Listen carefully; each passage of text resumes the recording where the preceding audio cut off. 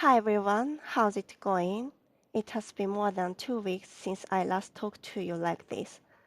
During that time, I had many things I wanted to say.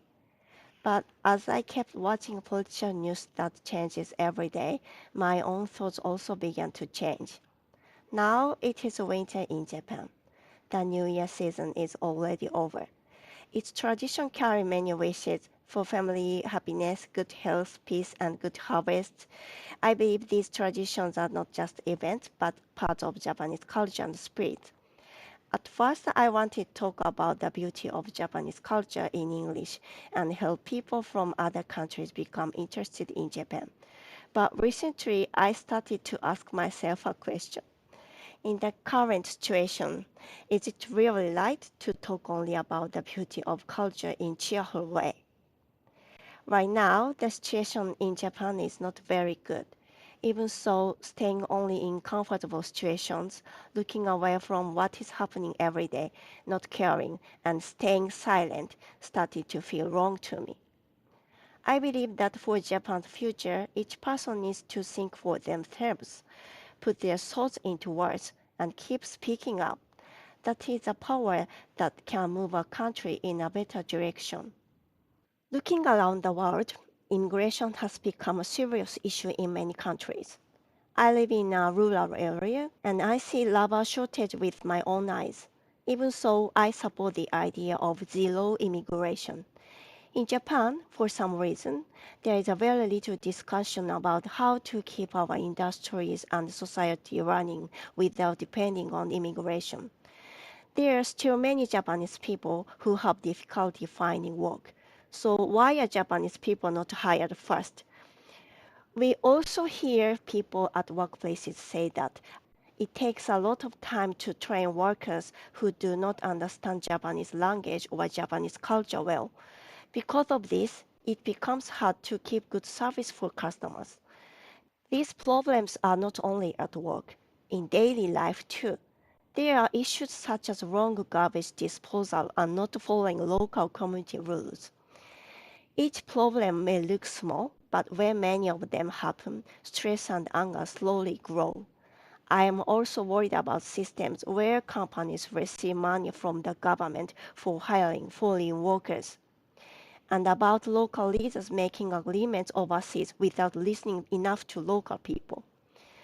Japan's political systems and laws are not ready yet, but immigration is still moving forward. This feels like a very unstable situation. About issues related to China, many people have begun to feel a strong sense of urgency, and it seems that government has started to take action. Issues such as land purchases, controllable water resources, solar panel projects that harm nature, and concerns about national security are now becoming more visible. However, while attention is focused on China, there is another source of anxiety that is affecting Japanese society without enough discussion. That issue is immigration, especially the rapid increase in the number of Muslims. When I talk about this topic, people often say there is no problem yet, or isn't that discrimination? But crisis management is not about reacting after something happens. It is about preparing in advance for possible risks.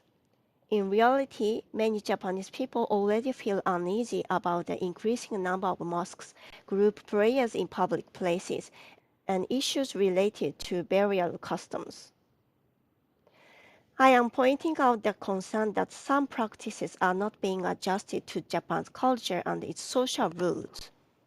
What worries me even more is that what started as accepting workers keeps expanding into many other requests.